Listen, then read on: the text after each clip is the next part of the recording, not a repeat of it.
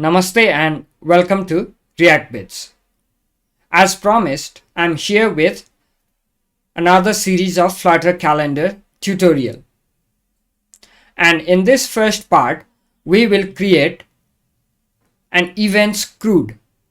So we'll have a calendar and we'll be able to create, read, update and delete our events in the calendar and display those events in the calendar. Without delay, so let us start. To get started with the project, I will be using Flutter Firebase starter template that I have created that sets up all the Firebase related dependencies, and we are ready to go. If you want to learn more about how to integrate Firebase or Firebase authentication, those kind of information, you can check out my other tutorials. Now, in order to create a new project from this starter template, you can simply use this button in the GitHub. Use this template. Once you do this, you will be taken to a new repository, create repository link, where the new repository will be created based off of this existing repository. So here I'll create a new repository.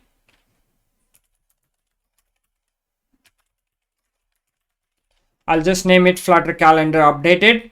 Do not worry, I'll provide the code, source code after each tutorial. Just for now, I'll keep it private and I'll check include all branches. Once you do that, new branch or new repository will be created and all of the branches of the previous repository is copied, so we can use this new repository.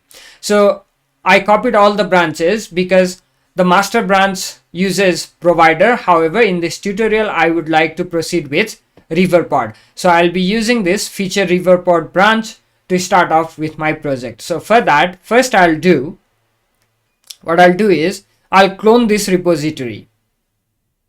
Let me take this. Let me start a terminal. Let's move on to my projects folder. Git clone. Let me insert this. This will clone the repository. Let me open this in Visual Studio Code. Flutter calendar updated. So here I would like to switch to feature riverpod branch, and let's run flutter pub get, and let us run this project as it is. Let me close this.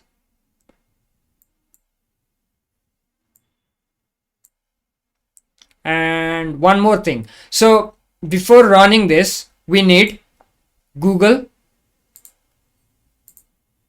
services.json file for Android and Google service.info.plist file for iOS. So I'm using Android. So if you check the readme, it clearly tells that in order to get started, we can change the package name, then we can create Google service.json file and add it to our project. So we need to add google-service.json file.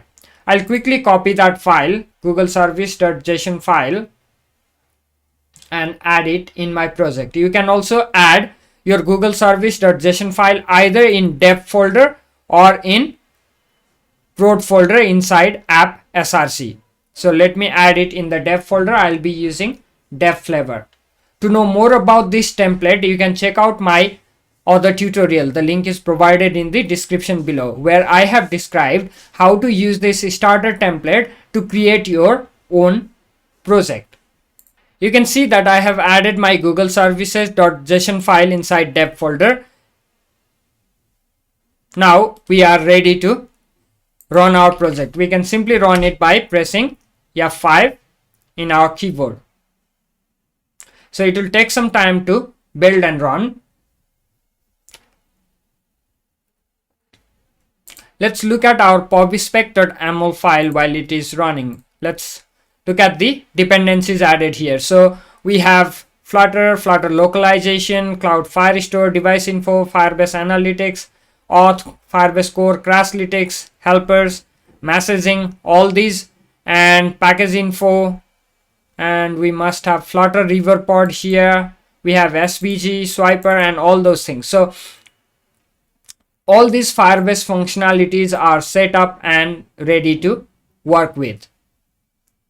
Okay, so to continue with this tutorial, we need to add some more dependencies. Let's wait until the project is running. Here, the project is running. You can see that we already have login and sign up and also continue with Google options. So let's sign up. Let's create a new account for testing. So we'll create calendar@testme.com. Let's just choose a simple password and let's sign up. Well, we have now signed up, and here is a page that is shown to a first comer. Every time new user logs in or signs up, this page is shown. Here we can display various information about our application or welcome info. Once we press this get started, from next time we'll not be seeing this screen. So let's press this get started, and we are now taken to home page. First, let us add the dependencies, and the dependencies that we'll be adding is one, Intel version 0.16.1, and next one will be our favorite table calendar version 2.3.1. Once we add this, we can run flutter pub get from terminal, or we can hit the download button here. This will run flutter pub get so that our new dependencies will be updated. Once this is done, let's move on to features, home. We have a home page here that is being displayed. So here we do not want this. Instead, we want our table calendar in place of this. So let us add our table calendar, and it will require a controller. First, let us import, then calendar controller underscore calendar controller. Let's define our calendar controller here.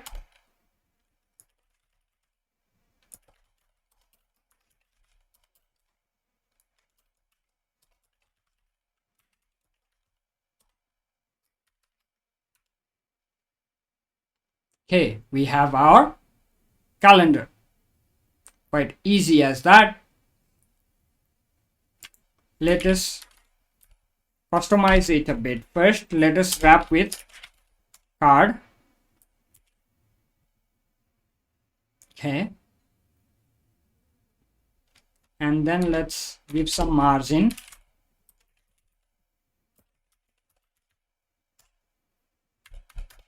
Eight-point margin. Let's give a click behavior of anti-alias. Okay, now we have our table calendar. Let us customize our calendar. The latest version of table calendar has much more options. Like right now, the Saturday and Sundays are marked as holidays, right? Weekdays, weekend days. So in Nepal, only Saturdays are considered as weekend days. So we can customize that as well. So there is a new option called weekend days where we can pass the day. So if I pass 6, now only Saturday is considered as weekend day. And the special thing about this is that we can build our own customized calendar. For example, you have an office calendar where you have let's say Wednesday is also a holiday and Saturday is also a holiday. So you can do that using, I guess, 3. See, if we add weekend days as 6 and 3, then Wednesday and Saturday is considered as weekend days. So this is how we can customize weekend days. Let's now keep it as 6. And let's customize the header a bit.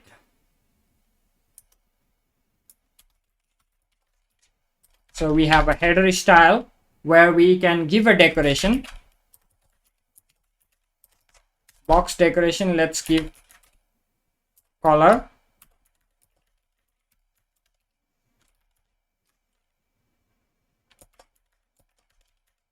App colors dot primary color.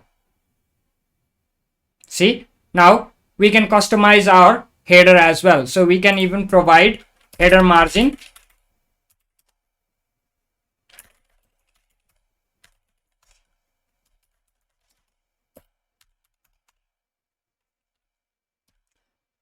I'm very happy that new version comes with these header decorations and header margin. This makes a lot easier to make our calendar design custom. We can change any design. So let's also change the title text style, not the builder.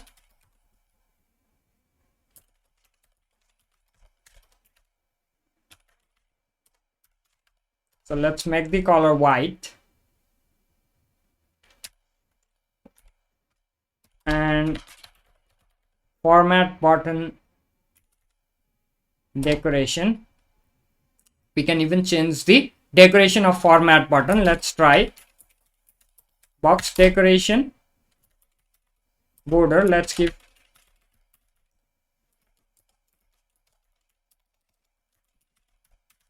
border.all. Let's make border color white as well. And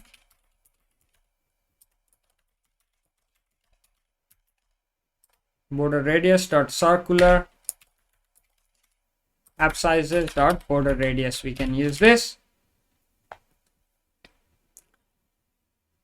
Okay, now we have this, and we need to style the format button text style as well. So here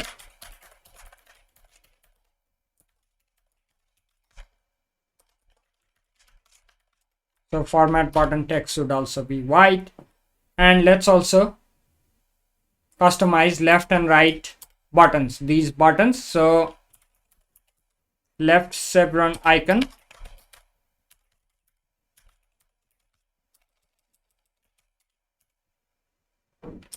left color start white, and we can copy this and let's make it right chevron icon, right and white. So we have left and right buttons customized as well. Okay, so the recent versions of table calendar has provided us with lot more customization options that we can use to customize the calendar to our needs. I'll not go through the details. You can check all the available options by control tapping here. If you see here, we have few things like not the date and time, but let's see. So few options that I'd like to show. Let's remove this. So we saw header style, then we have calendar style to customize calendar, and then finally we have builders, which is calendar builder subject. So if we control tap this calendar style, we can see what can be changed. So we can change the decoration of this content box.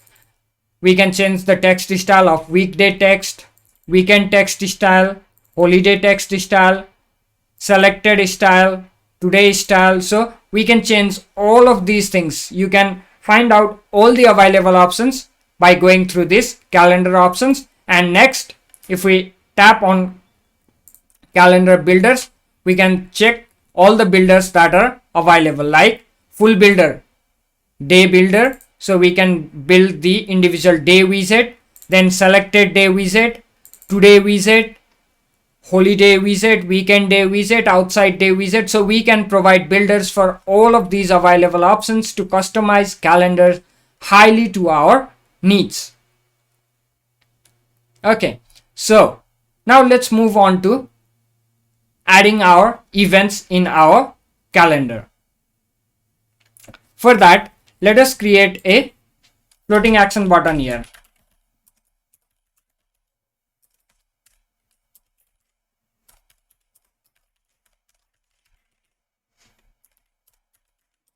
On pressed. Okay, and in this project I have set up named route. We can set up routes by going to core, presentation, resource, and routes.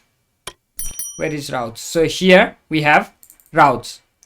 Let's set up some routes.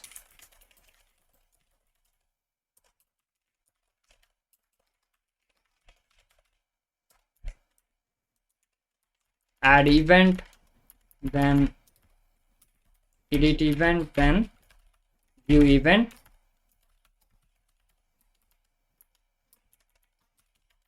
edit event, and sorry, here in switch case add event, edit event, view event. For now it will just return auth home page. That's fine. Now we need to create some folders and some pages. First, in our features, inside our features, let us add a new file inside events feature folder. Events, presentation, pages, add event dot file. So we now have add event dot file. Here let me import material,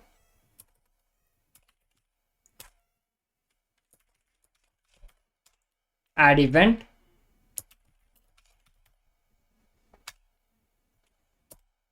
so we now have new page. We can set up the route, add event.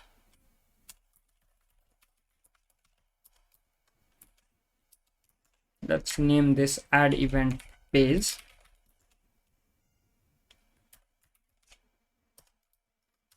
Okay, now we have a route set up. In home, when we tap here, we can navigate dot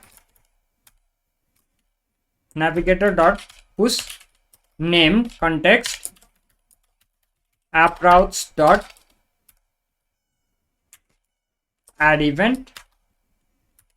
And now if we tap on this button, we should be taken to add event page.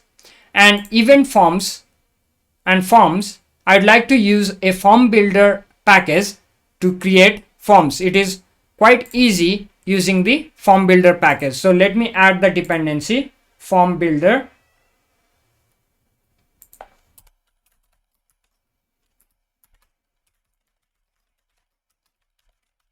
Flutter form builder version 4.0.1. Okay, version 4. Now we can run pub get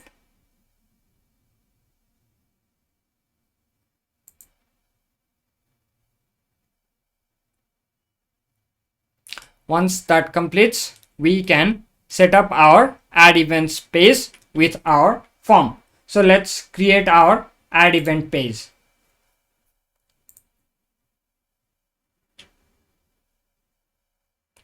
Let's create a form key. Let's make this stateful first. Control dot to convert to stateful, and then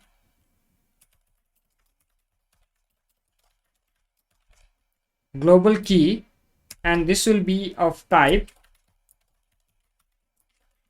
form builder state, not the form state, because we are going to use form builder. Now in body inside list view, let's add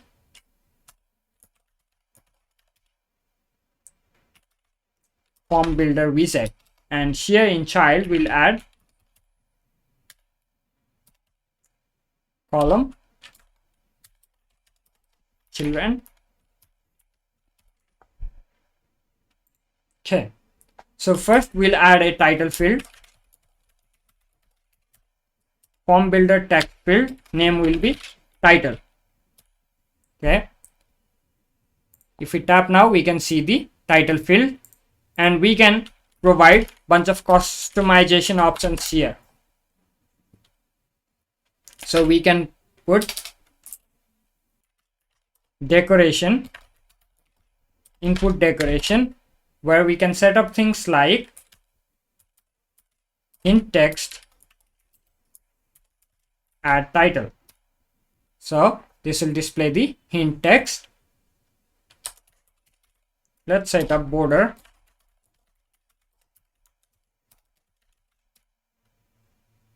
input border dot none.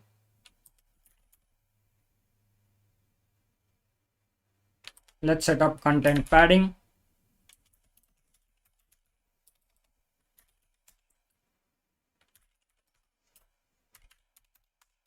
Okay, we have set up some padding and some styling. Let's add a divider here, and then let us add another form field.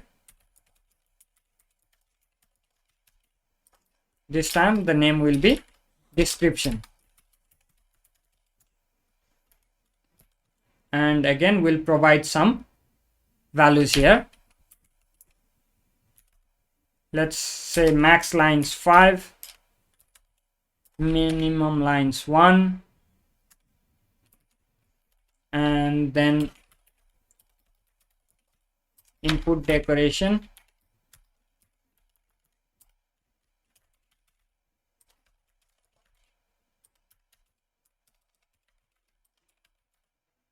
hint text, add details.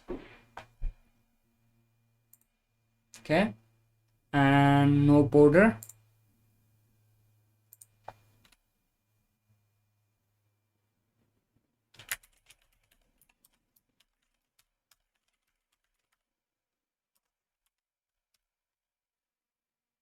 Adding some prefix icon here. So this is how add details look.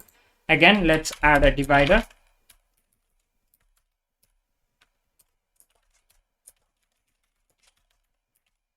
Let's add a switch, name will be public, and title will be public. Let's add initial value as false.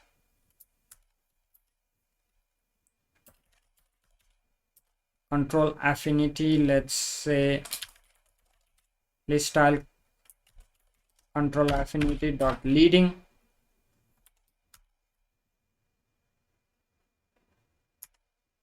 Okay, let's add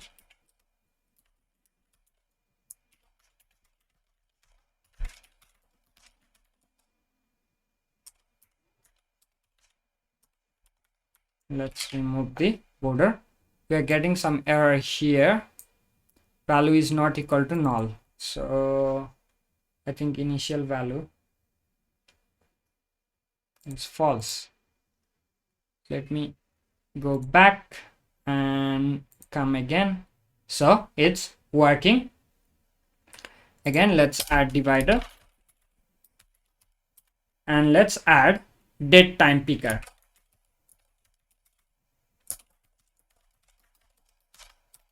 Okay, and this is name date.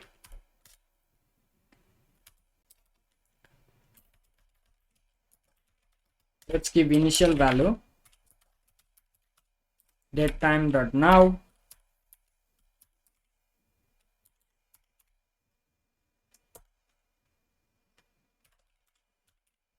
Let's give it a field hint text, add date, and then we give a date format. Input type, let's give input type dot date only. So we want date only, not the time for now.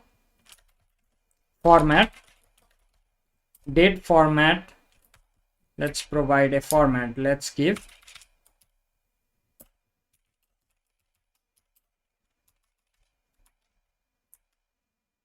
this kind of formatting, and then let's give border,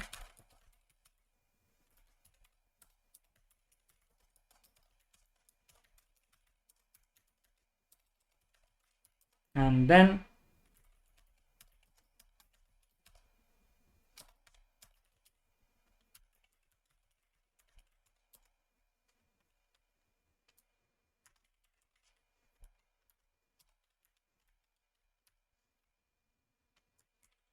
we have a icon. So again, if I go back and come here, the date is properly formatted.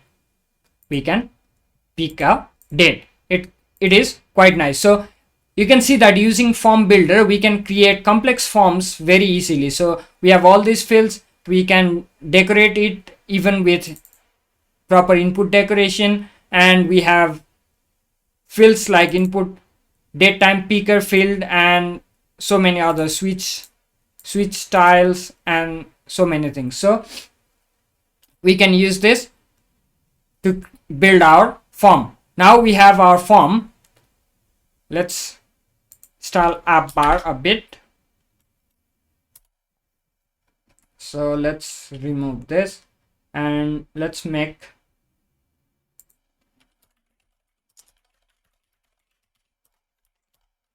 transparent.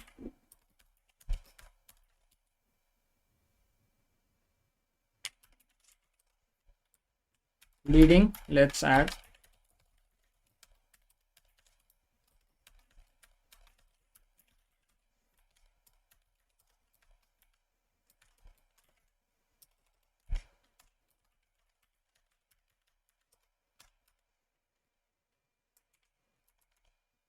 pop.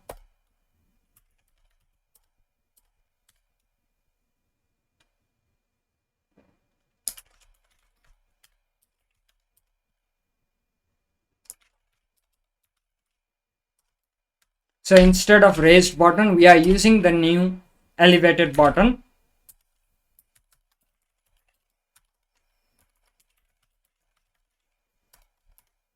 So this is the save button.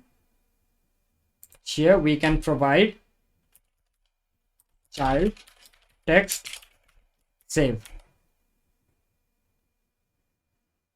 So we have our save button. We can customize our icon color. Let's provide icon color here.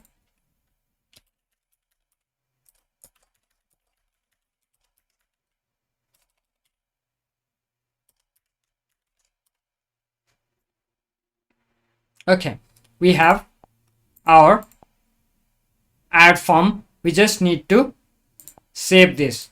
When we add new event, we need to save this. Also, what we want to do is whichever date is picked here in the calendar, whichever date is selected, when we tap this plus button, we want this form to have that date automatically selected. So to make that happen, what we do is we pass a date time parameter in add event page. So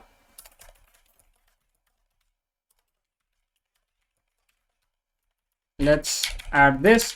Let's create a constructor, and here we need to make some changes in home page as well as in our routes. So in routes, in add event page, we'll say selected date will be settings.arguments. Okay, and in home, while passing this, we need to pass arguments as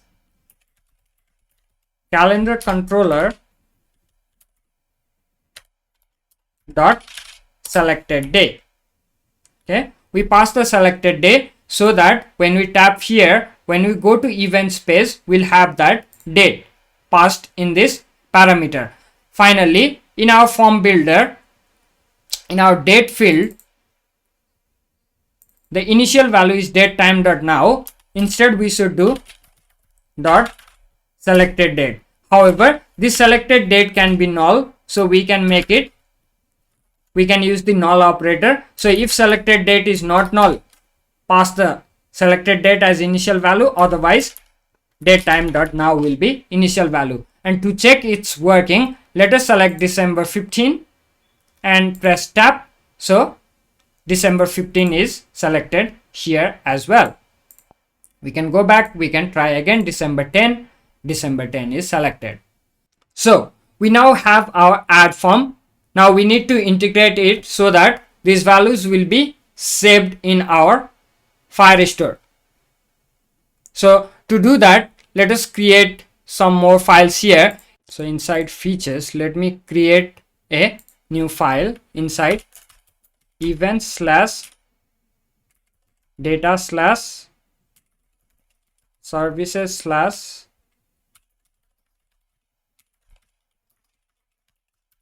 event firestore service dot, and again inside data I need a new file module slash app event dot. Here I'll create our app event class. So this will require certain fields.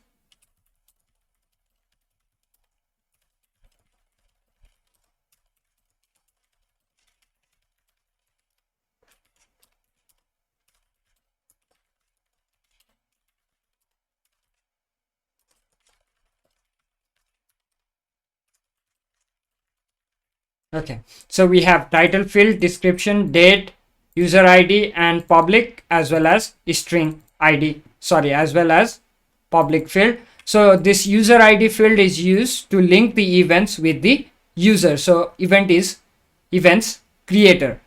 And to create a data class or to create functions like from map, to map, copy with, those kind of functions, I'm using Dart data class generator extension in Visual Studio Code. You can find it inside this extension panel. So to use this, control dot, and I can choose this option, generate data class. Once I do this, so we now have all the functions like equality operator override, hash code, to string, to JSON, from map, to map, those kind of options. We just need one more thing, that is ours come from Firestore document snapshot. So we add one more function, that is from ds, that is document snapshot. Here we pass string id and then map. So this id will be id.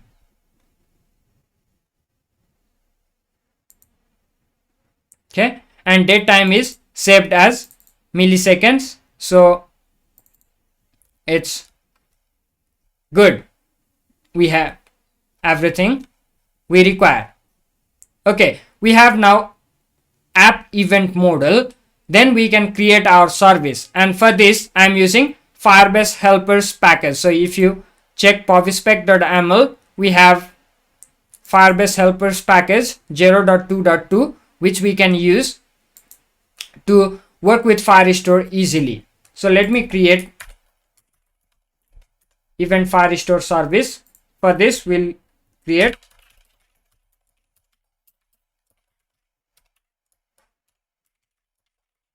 database service app event. So app.db constants dot events collection, we need to create this. From ds will be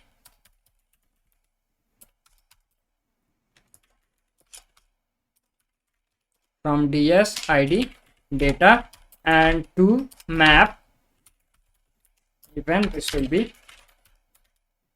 to map.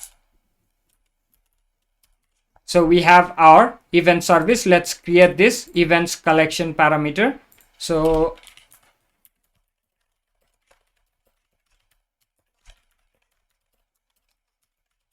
we'll be saving all our events in events collection, where events for particular user will be identified by their user ID that is stored in the event. So here we are storing the user ID. Now we have a service, we have a model, we can easily save our events. So when we tap save, we can easily save our events. So let's create this save function. Let's work on this save function. First, what we do is form key dot current state. We call the save function. We are not defining any validators. We can define like validators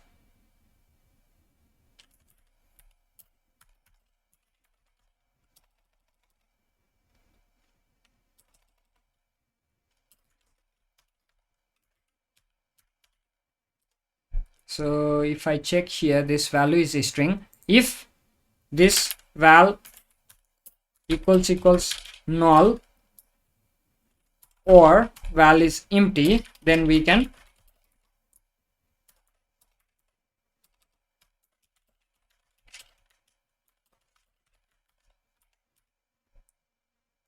we return title should not be empty. Now if we run validation here, so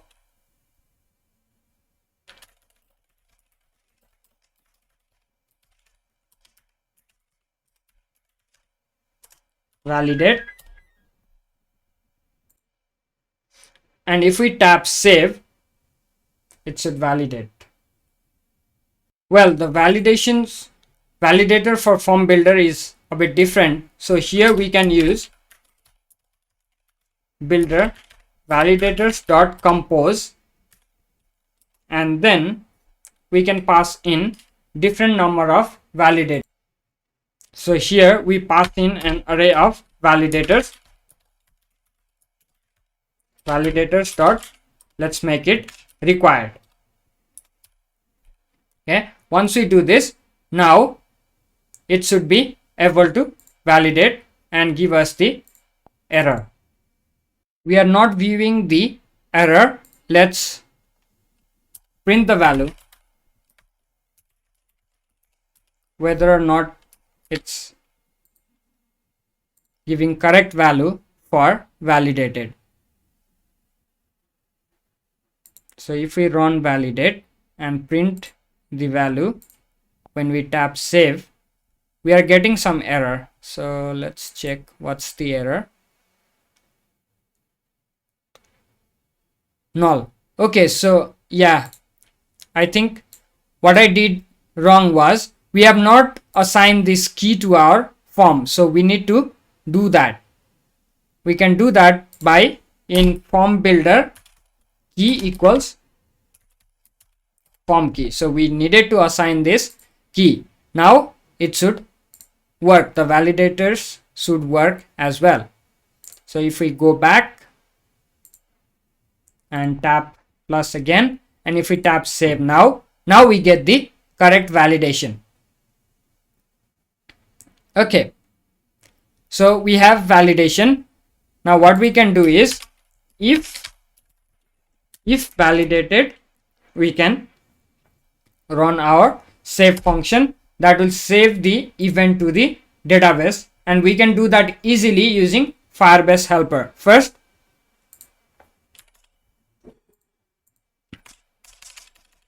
we need to do one thing, that is data equals to string dynamic from form key dot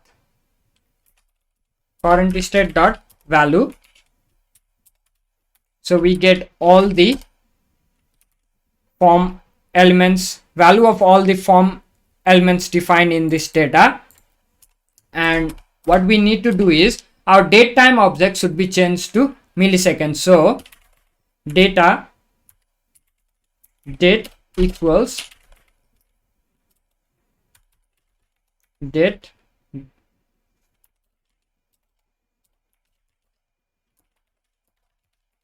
as date time. So this is a date time object, milliseconds since epoch. Okay, and for date time as well, we can add the validation.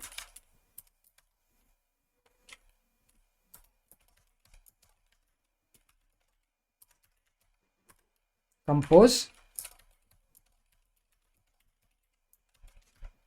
validators dot required, so that date is not empty when we try to convert it to milliseconds. And finally, we can print data to check that we are getting everything correctly. So let's check. First, let's tap save.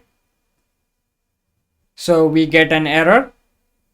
Let's clear this and let's add a title.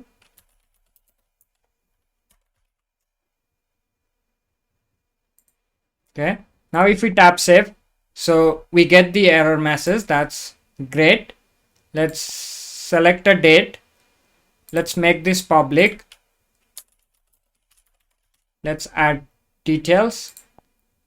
Okay, now if we tap save, and we should be able to list our data. So title, description, public, date. So we are getting correct values. Now finally we can simply run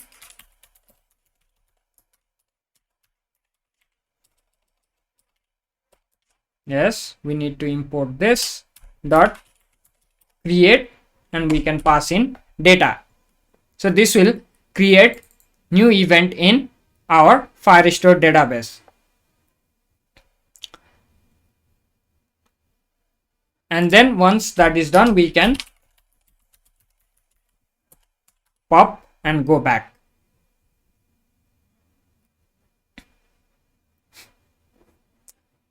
Now if I tap save, the event should be saved and we are back.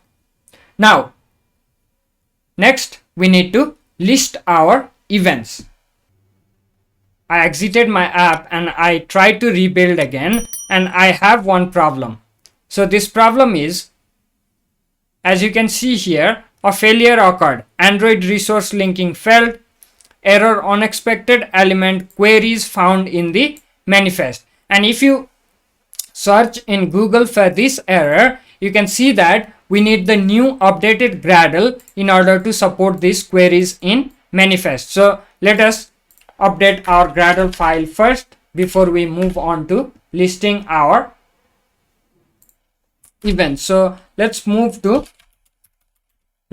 build.gradle inside Android folder and change the Gradle from 3.5.0 to 4.0.1, and also we need to change Gradle wrapper.properties. Here we need to update Gradle wrapper to 6.1. So distribution URL should be updated as 6.1.1. Once we do this, now we can rebuild again. Now that our app is running, let us fix the add event method where we forgot to add the user ID. So data user ID equals, here we can use context.read. For that we need to import riverpod. So let us import flutter riverpod. Then in context.read we can read user repo provider dot user dot id. Okay, so we have the user ID as well. So let us add new event for user ID. So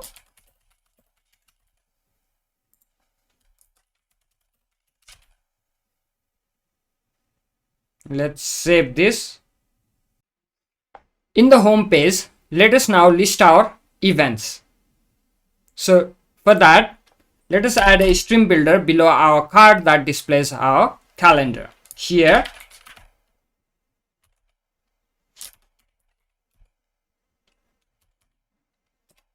so stream builder, our stream will be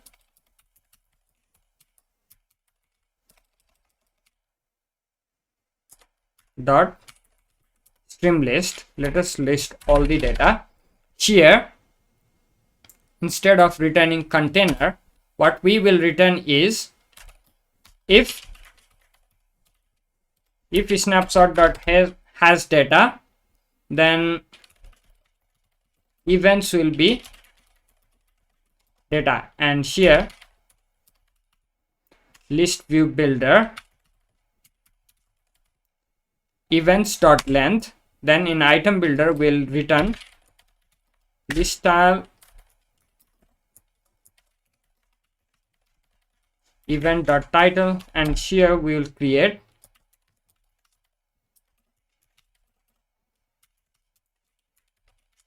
events index, and otherwise we will return circular progress indicator. And one thing to notice is that we have a single child scroll view at the top, and again we are adding a list view. So return. So this will not work properly because we have a scrolling content inside scrolling content, which means that it will overflow. So here what we need to do is, for this list view we just shrink wrap true, and let's also make physics never scrollable physics, so that list view is not scrolled, instead the whole single child scroll view is scrolled. Okay, so we are now able to list all the events. However, this is not our own events. Here we have our own event as well as events created by others. So to filter that out, we can use, instead of stream list, here we can use stream query list, and here we can pass args, where we can pass an array of query arguments. Let's pass query arguments, and for this we will pass, so field is user ID, and then is equal to context.read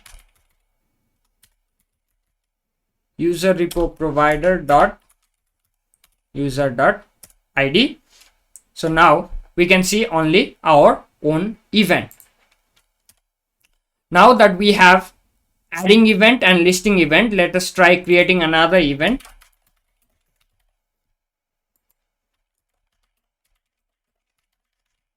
Let's make this just public and let's save it.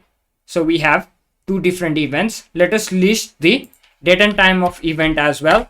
So here in subtitle, text, date format. So here we'll list as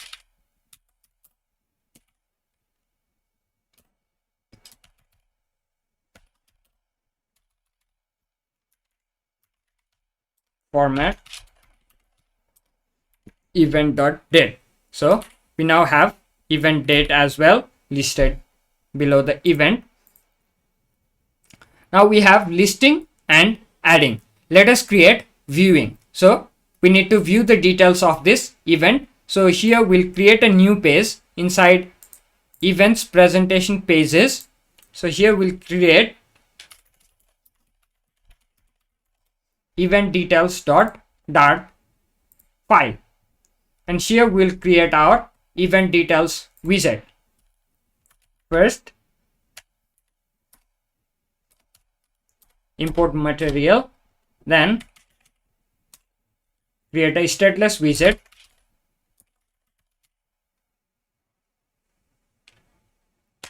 okay, app bar, just remove this. Inside list view, here we will display the details.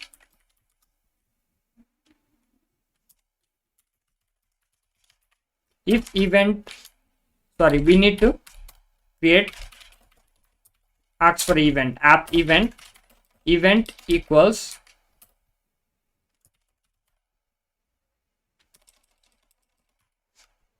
and let's create a constructor for final fields. Okay, now we can say if event.public, so public otherwise private list style, so title text, title, theme of context, text theme dot, let's use headline 5 for this title. Then let's give it a subtitle again.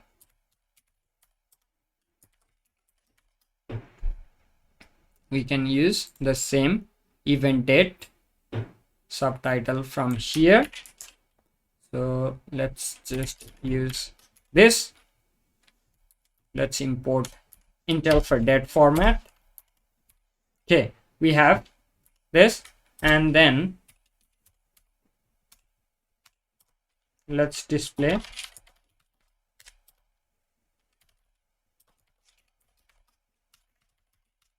event description if there is any. Here we need to use if description is not equal to null, only if this is not equal to null. Let's set up a route for this. So open routes.dart file, and here we have a view event. So for case view event, return event details, event is settings.arguments. Okay, so in home, when we tap the list style, so let's add on tap here. On tap, we would like to navigate to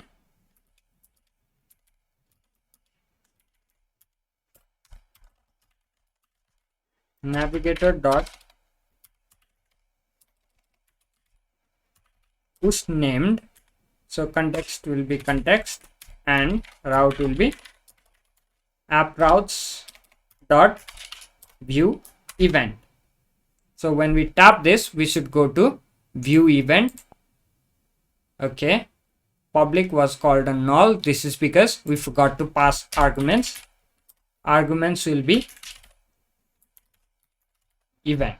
Okay, now if we go back and then we tap again, we are at the event details page. Let us set up some more things. So in list style,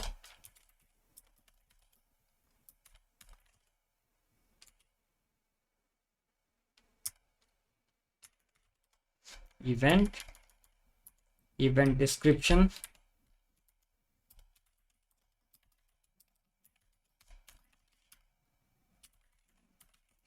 sort text. Now let us add some buttons in the app bar. Let us change the leading button.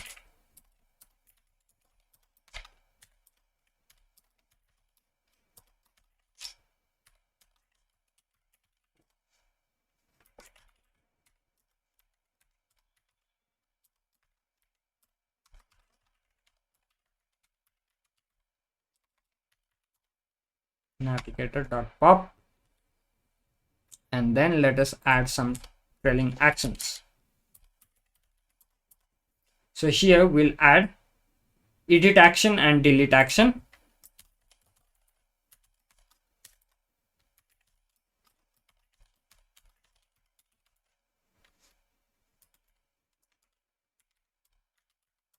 Contrast.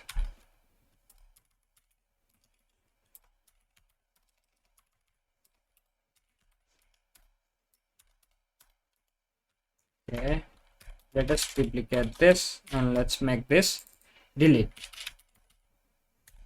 And on pressed will be, we would like to delete the event. On pressed edit, we would like to edit the event.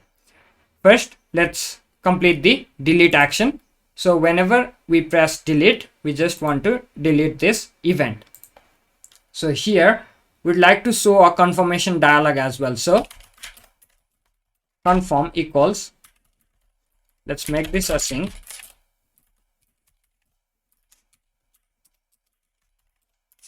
then show dialog context, then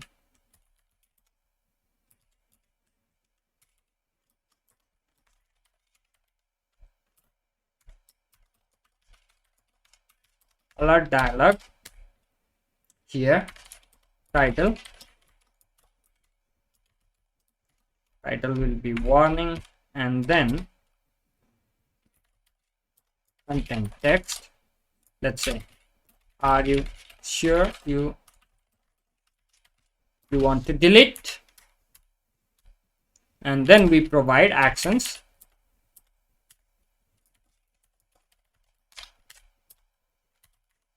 on pressed. So this first one will be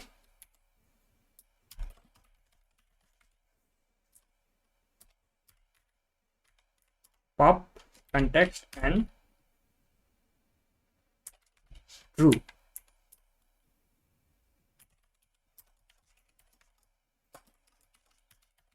So this is delete button and this should return true.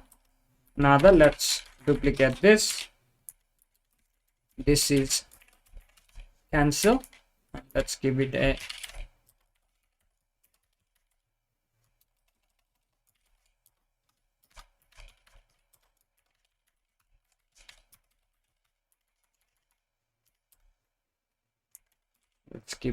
gray color.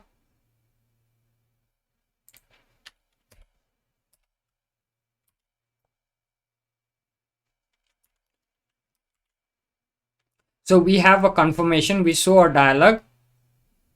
For this we return false. So when we press cancel, it will return false. When we press delete, it will return true. However, if show dialog is exited without pressing cancel or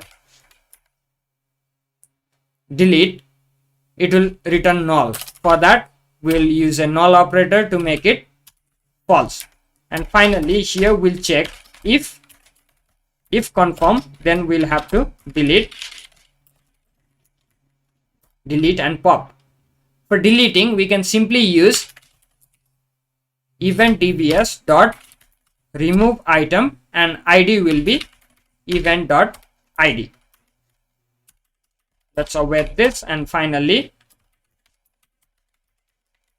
navigator dot pop. This should delete the event. So now if we test, we get a confirmation, are you sure you want to delete? If I do cancel, nothing happens. However, if I press delete, it will delete and we pop back. So now we have create event, read event, view the details. We have delete event as well. Now all that remains is editing the event. So let us set up routes first. So in routes, we already have edit event and we'll use the same page, add event page, to edit our event. For that, here we will return add event page. However, this time we'll pass in event, that will be settings.arguments, and we'll need to set up our add event page. So here we need to request for event parameter app event. So this dot event. Okay. Finally, we have a route. We have set up page to receive event argument. Finally, let's set up the routes in home page. When we let's add a trailing button. So here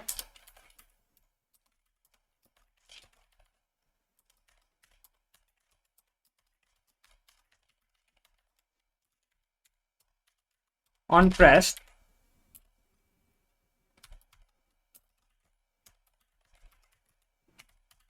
push named app routes dot edit event arguments event. Okay, so when we tap this, we should go to same add event page by passing the event. However, in add event page, we need to set up such that whenever an event is passed, we need to show the existing details. And for that, we can simply use initial values. So here in text field name title, we can pass in initial value event dot widget event dot title if we have. Okay, same for description, initial value widget dot event dot description. And we are using this null operator again here. If event is null, then this is not evaluated. However, if event is not null, then this is event dot description is evaluated and we get the value. Here again we have initial value as false. What we can do is public or false. So default should be false. And finally for date, initial value should be if widget dot selected date, then widget dot selected date. First we can check. If widget dot event is not equal to null, then widget dot event dot date, otherwise widget dot selected date or date time dot now. Okay, so we now have the form that should receive and display the value. So if I close this and tap the edit button again, we should see the details. So my new event, testing event, it is not public. However, if we save right now, we'll create another event because we have not modified our save function. Okay, so we need to modify our save function to check whether it is in edit mode or in add mode. So here we need to check that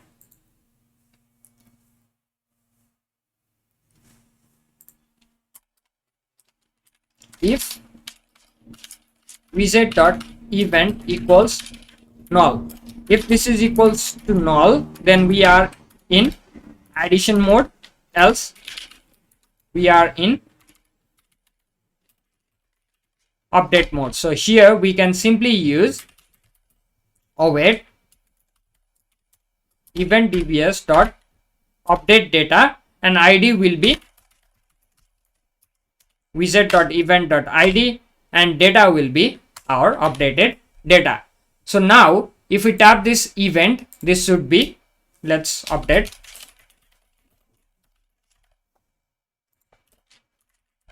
Let's make it public and let's save it. Again it is creating new. I think this was not reloaded. Oh, I think there is some error here. So there was an error, so it was not hot reloading, so that was edit was not working even after updating this. Now it should work. So if I change this, my new event 1 to my updated event 3 and save, so this is updated, no new event is created, this existing one was updated, right? And now we can also go to details and delete this. Also in details we can set up this edit button to work similarly. So event details, let's check edit button, navigator dot push replacement name app routes dot edit event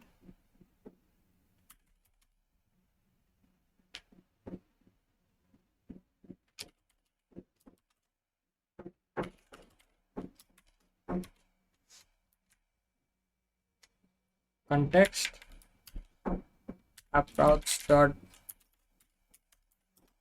what is missing here, push replacement name, sorry, name. So we go to edit event page and then we pass the event. Here we get again this, we can cross and go back. So we have everything set up. We can see details. We can add, edit and delete.